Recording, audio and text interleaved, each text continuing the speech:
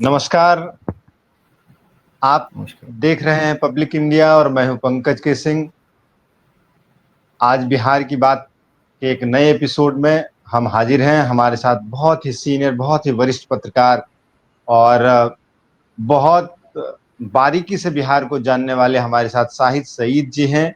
हम उनके साथ आज बिहार के मुद्दों को लेकर के चर्चा करेंगे। बिहार में जो आखिरी विधानसभा का सत्र था वो कल समाप्त हो गया। बहुत ही हंगामेदार रहा। यहाँ तक खबरें आई कि बहुत ही असंसदीय और अमर्यादित भाषाओं का इस्तेमाल किया गया।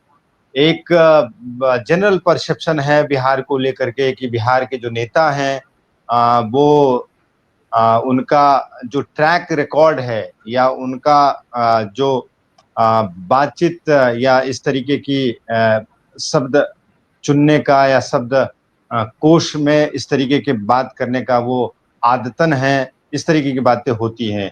तो आज हम विशेष तौर पे बिहार को लेकर के चर्चा करेंगे और उसमें ये समझने की कोशिश करेंगे कि क्या बिहार में और बिहार के नेता ही ऐसी असंसदीय भाषाओं का इस्तेमाल करते हैं या फिर बिहार के बाहर भी जो तमाम प्रदेश हैं वहाँ भी इस तरीके के नेता हैं। साथ ही साथ ये भी हम समझने की कोशिश करेंगे कि बिहार में आखिरकार जो नेता चुन के आते हैं वो बाहुबली क्यों होते हैं, उनके पीछे का कारण क्या है। और साथ ही साथ हम ये भी जानने की कोशिश करेंगे कि विधानसभा में आखिरी सत्र में जो कैग की एक रिपोर्ट आई और उसको लेकर के बड़ा हंगामा हुआ, तो क्या वो चारा घोटाले की तरह एक कोई घोटाला की तरफ इशारा तो नहीं है। तो बहुत बहुत स्वागत है शाहिद जी हमारे इस खास कार्यक्रम में। सबसे धन्यवाद। पहले हम यहीं से शुरुआत करते हैं कि बिहार के नेताओं के बारे में एक परसेप्शन है, क्या वो बिहार तक ही सीमित है या बिहार के बाहर भी ऐसे नेता हैं जो बाहुबल का इस्तेमाल करते हैं या जो असंसदीय भाषाओं का इस्तेमाल करते हैं। इसको लेकर के आपकी एक संक्षिप्त टिप्पणी। नहीं, नहीं, ऐसा नहीं है। बिहार के लोग जो हैं वो बहुत सभ्य हैं। आपको ऐसे बहुत सारे विधानसभा में, यहाँ तक के लोकसभा में भी ऐसे लोग मिल जाएँगे जिनकी भाषा बहुत ही अमर्यादित है। बिहार तो बदनाम है, जो भी जिस कारण से हो वो बदनाम है, लेकिन ऐसे लोग आपको हर जगह मिल जाएँगे। तो इसमें ऐसा कुछ भी नहीं कहना है कि बिहार में बहुत अमर्यादित भाषा है या बिहार में बहुत ज़्यादा बाहुबली लोग आते हैं। ऐसे बाहुबली लोग जो है आपको मध्य प्रदेश में भी बहुत हैं और पड़ोसी राज्य उत्तर प्रदेश में भी बहुत हैं। अदरवाइज उत्तर प्रदेश में जो बुलडोज़र की जो ये नीति चली थी, वो नीति भी न चली होती। और ऐसा है कि वो बुलडोज़र नीति भी जो है वो अभी कितनी कारगर है और किस एक तरफ को है, दूसरे तरफ को नहीं है, ये सारी बातें जो हैं वो अपनी जगह पर हैं। तो जहाँ तक ये कहना कि बाहुबली जो हैं वो सिर्फ बिहार की पौध हैं और बिहार में लोग जो हैं सिर्फ बाहुबली लोग हैं जो चुनाव जीतते हैं, ऐसा नहीं है। चुनाव अब पूरे देश में ऐसे ही लोग जीतते हैं। वो ज़माना अलग है जब वो नेहरू होते थे, गांधी होते थे और उस तरह की बात होती थी, किसी ने कुछ कहा और वो एक इमेज होती थी और लोग चुनाव जीतते थे। वो विश्वनाथ प्रताप सिंह होते थे और बाकी सारे लोग जो बड़े-बड़े लोग होते थे वो होते थे, मोरारजी देसाई थे और इस तरह के जो लोग थे। धीरे-धीरे हर समाज में डिटेरियोरेशन हुआ है। इसका आप शिक्षा और संस्कार से कोई लेना-देना नहीं है और ये आपको हर स्टेट में मिलेगा। तो आपको क्या लगता है कि बिहार में जिस तरीके से विधायक चुन के आते हैं और ऐसे तमाम लोगों को जो पॉलिटिकल पार्टियां हैं वो टिकट देती हैं, तो क्या उन पॉलिटिकल पार्टियों के समक्ष ऐसे उम्मीदवार नहीं होते हैं जो पढ़े लिखे हो, शिक्षित हो, मर्यादित भाषाओं का इस्तेमाल करते हो और कहीं ना कहीं एक इस तरीके के इमेज को लेकर के आए कि राजनीति में एक बदलाव हो और अच्छी राजनीति हो, बढ़िया राजनीति हो। चूंकि बिहार एक पिछड़ा स्टेट है और माना यही जाता है कि बिहार के जो नेता हैं वो बहुत ज्यादा विजनरी नहीं है। तो आपको क्या लगता है कि कहीं एक लीडरशिप क्राइसिस तो नहीं है बिहार के अंदर? नहीं, नहीं, ऐसा कुछ नहीं है कि बहुत बिहार में विज़नरी नहीं है और बंगाल में बहुत विज़नरी हैं या उत्तर प्रदेश में बहुत विज़नरी है। ऐसा कुछ नहीं है। सेंटर में भी ऐसा नहीं है कि बहुत विजनरी लोग काम कर रहे हैं। जिनको मौका मिल जाता है वो काम करते हैं, जिनको मौका नहीं मिलता है वो हमारे जैसे पीछे रह जाते हैं। और रही बात कि कैंडिडेट किसको टिकट दिया जाए और किसको ना दिया जाए, ये देखा जाता है कि विनिंग चांसेस उनके कितने हैं, पब्लिक के बीच में उनका क्या परसेप्शन है, उनके पास चुनाव लड़ने के लिए प्रॉपर पैसे वैसे हैं या नहीं है। क्योंकि चुनाव जो है वो पैसे से लड़े जाते हैं। अलग अलग जगह पर बहुत सारी चीज़ों में पैसों की ज़रूरत पड़ती है, और चुनाव में तो खास तौर से पैसे की ज़रूरत पड़ती है। अब तो पहले पहले ये होता था कि कम से कम विनिंग कैंडिडेट जो होते थे वो बिना पैसे के टिकट विकेट मिल जाता था। अब तो टिकट को लेकर के भी परंपरा आई, और इस तरह की चीज़ जो है बहन मायावती के समय से पहले शुरू हुई कि भाई पार्टी फंड में कुछ जमा कीजिए तो आपको टिकट मिलेगा। तो पार्टी फंड में जमा करने लायक स्थिति जो है ना वो हमारी है ना आपकी है, क्योंकि वहां पर कोई हजारों में या लाखों में नहीं जाएगा, वो करोड़ों में जाएगा। तो पहली शुरुआत तो आपकी वहीं होगी। पहली परीक्षा जो है वो टिकट के लिए होगी। दूसरी परीक्षा जो होगी टिकट लेने के बाद, कि आप अपने कंस्टिट्यूएंसी में कितना पैसा खर्च कर सकते हैं, लोगों में कितना चुनाव प्रचार प्रसार में लगा सकते हैं। ठीक है कि इलेक्शन आयोग, चुनाव आयोग जो होता है उसका एक लिमिटेड दायरा होता है कि आपको इससे ज़्यादा खर्च नहीं करना है, लेकिन ऐसा होता नहीं है, हर जगह खर्च होता है। और आप देखेंगे छोटे छोटे चुनाव में भी छोटे छोटे मोहल्ले में पैसे बांटे जाते हैं, मुर्गा पार्टी होती है, दारू पार्टी होती है, इस तरह की चीज़ें होती हैं। ऐसे में कोई सज्जन व्यक्ति जो है वो चुनाव कैसे लड़ेगा और लड़ करके कैसे जीतेगा, ये सारी चीज़ें होती हैं। क्योंकि ये जो है बेसिकली जीतने और हारने का जो खेल होता है, ये पैसे पर ही एक तरह से चीज़ें डिपेंड करती है। और सिर्फ बिहार का मामला नहीं है। अगर गाजियाबाद के किसी अ, अ, छोटे मतलब आयोग का भी कोई अगर कोई हो, विधानसभा से भी नीचे कोई चुनाव हो, तो वार्ड कमिश्नर का चुनाव हो, उन सब में भी पैसे की खेल होता है। रही बात बाहुबली की, बाहुबली हर स्टेट में है, ऐसा नहीं है कि सिर्फ बिहार में है। तो पार्टी बेसिकली जो सरकार बनाने के लिए बहुत ज़्यादा कॉन्शियस होती है, जो लगता है कि भाई वहाँ क्या होगा, या तो लालू गठबंधन की सरकार बनेगी, या तो बीजेपी नीतीश कुमार गठबंधन की सरकार बनेगी। बाकी नीतीश कुमार के साथ तो ये है कि जहाँ आंकड़े ज़्यादा हों उधर हो लो। तो उन तो ऐसे भी 20 साल में 7 बार विधायक बन, 9 बार उन्होंने शपथ ली है, 9 बार मुख्यमंत्री बने हैं। तो उनका आप आंकड़ा सीखिए कि जो 20 साल में उनको 4 बार शपथ लेनी चाहिए थी, उन्होंने 9 बार शपथ लिया है। तो पलटू राम की हैसियत से वो इधर से उधर होते रहते हैं।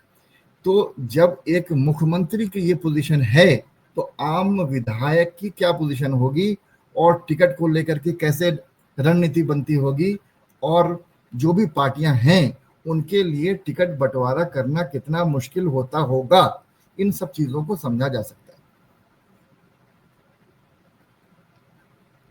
ये सवाल मेरे जहन में इसलिए है क्योंकि इससे पहले जब मुख्यमंत्री साहब खुद विधानसभा में बोल रहे थे तो कुछ इस तरीके से अभद्र टिप्पणी महिलाओं को लेकर के उन्होंने किया, जिसको लेकर के पूरे देश में हंगामा मचा। और अभी इन दिनों जो सत्र कल ही समाप्त हुए हैं उसमें जिस तरीके से नोक झोंक और तीखी बहस हुई, उससे एक सवाल खड़ा हुआ, और साथ ही साथ एक जनरल परसेप्शन देश के अंदर ये बना और बनता रहा है प्रारंभ से ही कि बिहार के नेता कुछ ज्यादा उच्छृंखल होते हैं और गरिमा की कमी होती है, शिष्टाचार की कमी होती है। तो क्या ऐसा आप भी मानते हैं? दूसरी जो प्रमुख बात है वो ये कि जो राष्ट्रीय पार्टियां हैं, क्या वहां भी नेताओं का क्राइसिस है? जो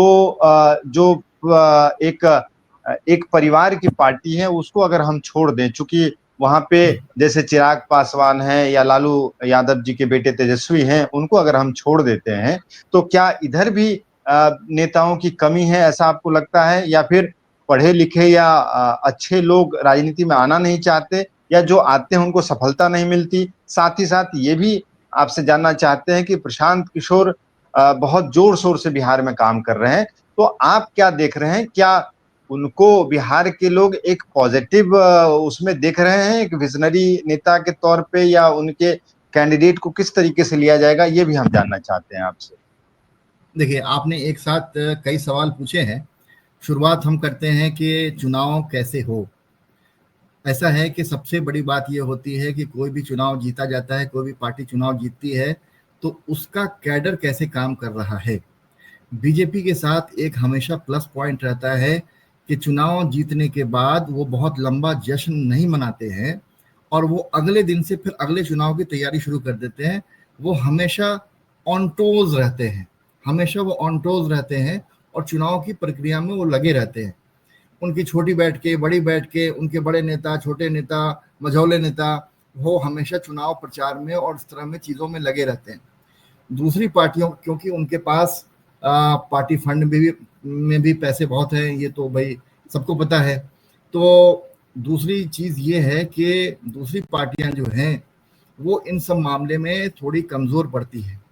आप चुनाव के समय ही चुनाव प्रचार करने के लिए निकलते हैं। कैडर वोट जो है आपका, जो है उसको कैसे मजबूत करेंगे। आपको पूरी रणनीति बनानी पड़ेगी पूरे 5 साल की। अभी क्या होता है कि चुनाव के 6 महीने पहले सुगबुगाहट शुरू होती है और 3 महीने पहले उसमें चुनाव में लगते हैं। जबकि आप देखें पूरे देश में बीजेपी के केंद्रीय नेता, राज्य स्तर के नेता लगातार लगे रहते हैं। अब बात आई कि भाई चुनाव में जाने से पहले ये जो विधानसभा हुई और विधानसभा में जिस तरह की अभद्रता हुई या क्या है, तो बदनाम होंगे तो क्या नाम ना होगा। तो इसमें वो चीज रहती है कि कितने दिन तक किसको कहाँ क्या माइलेज मिल रहा है। मीडिया में माइलेज के पर्पज से भी बहुत लोग जो हैं वो उलूल जुलूल तरह की भाषा बोलते हैं। दिल्ली का ही वो, आप भी दिल्ली में आपने देखा होगा, जब एक बड़े नेता ने, एक कैबिनेट मिनिस्टर ने रैली निकाल के कहा था गोली मारो सालों को। ये भाषा कौन सी भाषा थी? तो और इस तरह की भाषा जो है वो वरुण गांधी भी बोल चुके हैं। अब वरुण गांधी को न तो शिक्षा की कमी है, न संस्कार की कमी है, लेकिन एक चुनावी भाषण में उन्होंने इस तरह की बातें भी बोली थी, हाथ काट दो, फलाना कर दो, जो भी कर दो। वो वरुण गांधी ऐसा बोलने वाले कौन होते? अब वरुण गांधी ने बोला तो बात दब गई। बिहार का कोई नेता बोलता तो बदनाम हो जाता। अगर लालू यादव अगर ये बात बोलता तो जेल में होता। तो इस तरह की चीजें जो है वो चलती है। अगड़ी पिछड़ों की भी लड़ाई चल रही है, जिसमें जो जातिगत जनसंख्या की, जो जनगणना की जो बात हो रही है, वो भी बहुत जरूरी फैक्टर है। क्योंकि क्या है कि एक मीडिया में जो परसेप्शन बनता है ना, मीडिया में परसेप्शन बनाने वाले लोग जो हैं, मीडिया में आप देखेंगे किसी भी चैनल हेड का नाम लें तो आपको वो चैनल हेड कौन से कास्ट से और किस जाति से है वो मालूम हो जाएगा। डिसाइड वो करता है, जो संपादक होता है वो डिसाइड करता है। वो नीचे के लोग डिसाइड नहीं करते कि कौन सी खबर जानी है नहीं जानी है, कितनी जानी है नहीं जानी है।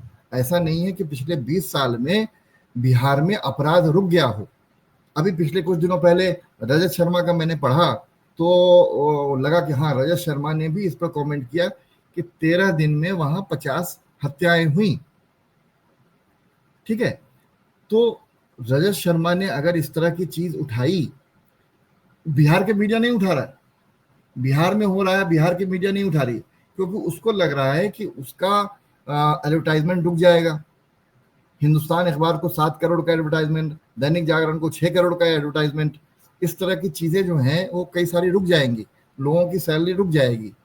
और जो ये परसेप्शन बनता है, बनने बनाने का जो गेम है ना, वो बहुत टाइम से चल रहा है।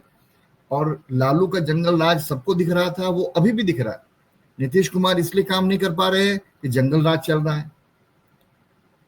लालू यादव को गए हुए 20 साल हो गए, लेकिन जंगल राज आज भी लालू का चल रहा है। जब लालू का ही जंगल राज चल रहा है तो फिर आप क्यों बैठे हो?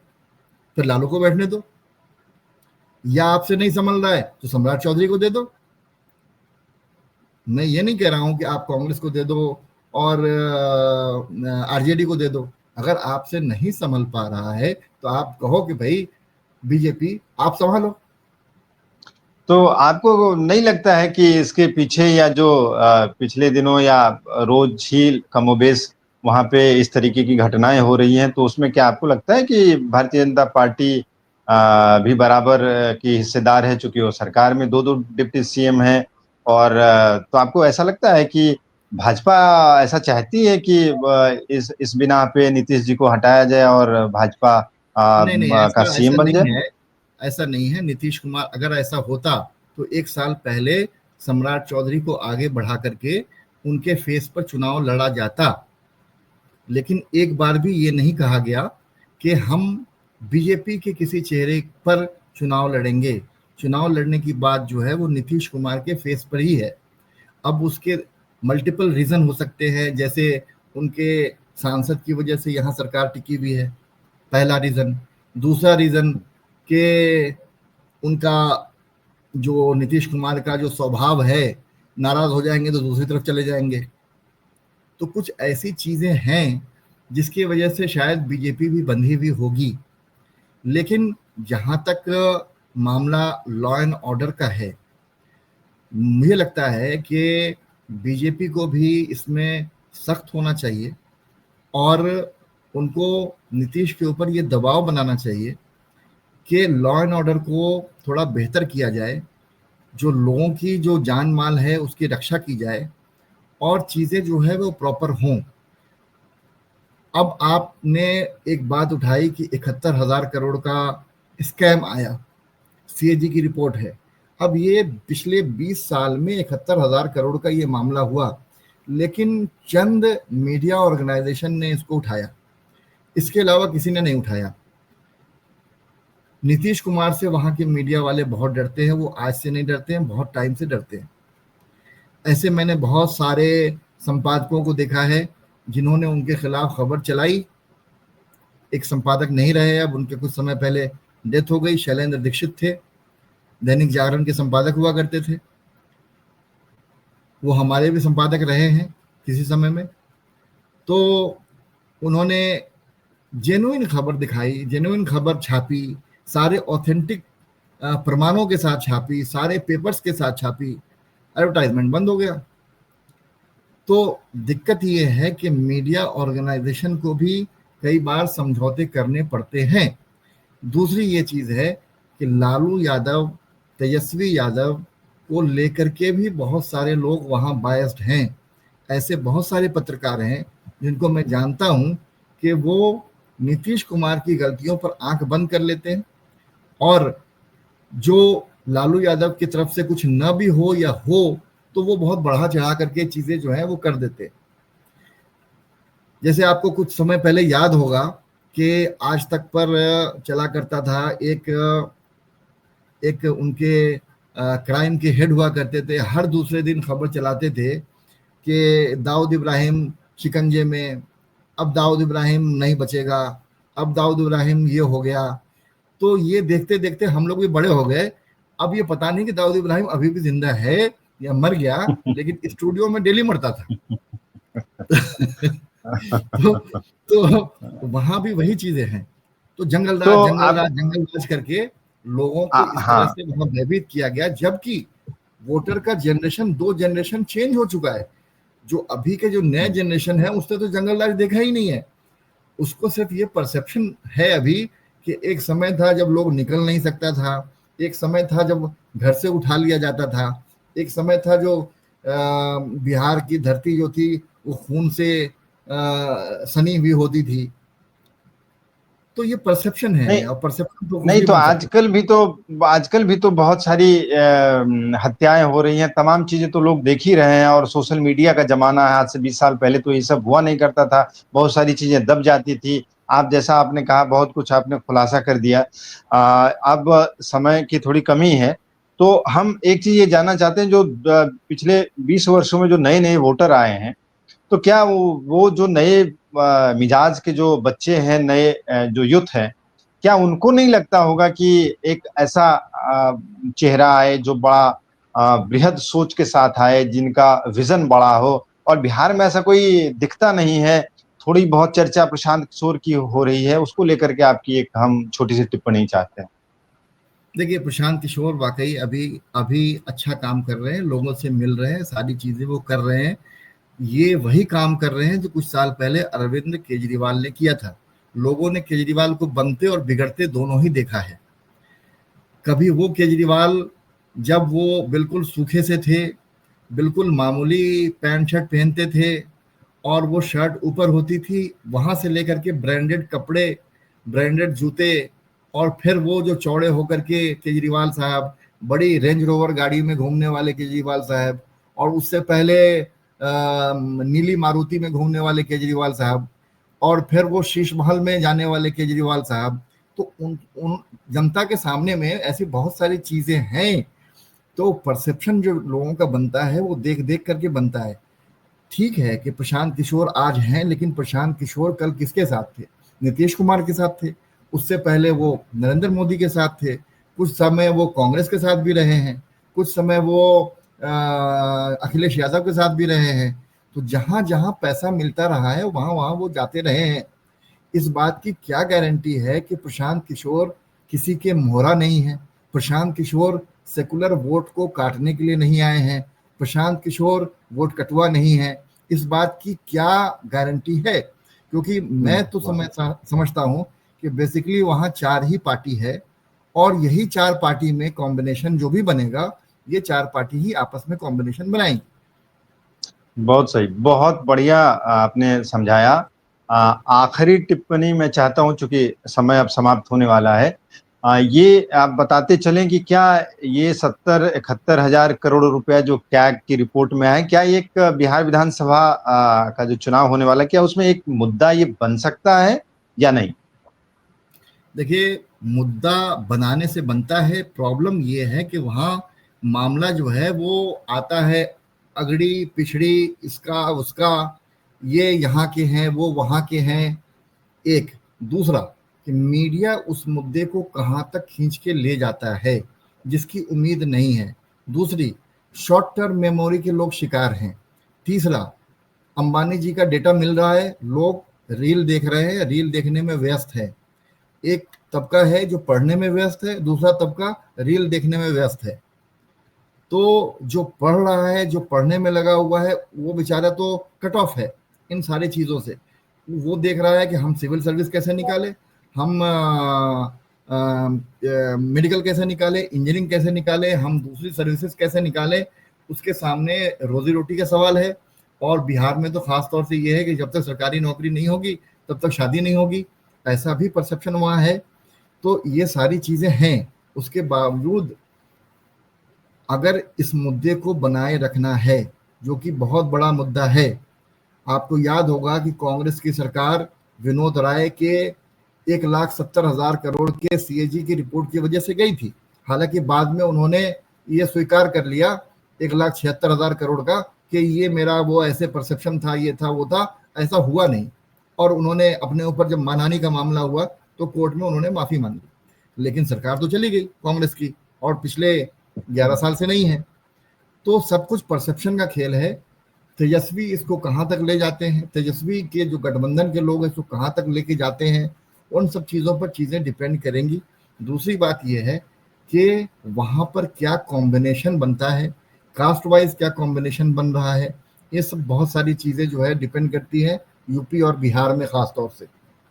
और ऐसा नहीं है कि सिर्फ यूपी और बिहार में, कर्नाटक में भी इस तरह की चीज़ें होती है। वो लिंगायत हैं तो वो फलाना है तो ये चिल्लाना है, इस तरह से चीज़ें बनती हैं। कुल मिला जुला तो करके ये मजेदार होगा, चुनाव मजेदार होगा। लेकिन यहाँ भी एक समस्या है, वो समस्या इलेक्शन कमीशन है, जिसने अभी 66 लाख वोट की कटौती कर दी। इन सभी कॉम्बिनेशन पे हमारी पैनी नजर है और हम आगे चर्चा करते रहेंगे। आज की चर्चा को हम यहीं विराम देते हैं। अगले एपिसोड में फिर से आप सभी दर्शकों से मुलाकात होगी। तब तक देखते रहिए पब्लिक इंडिया और हमें दीजिए इजाजत। नमस्कार।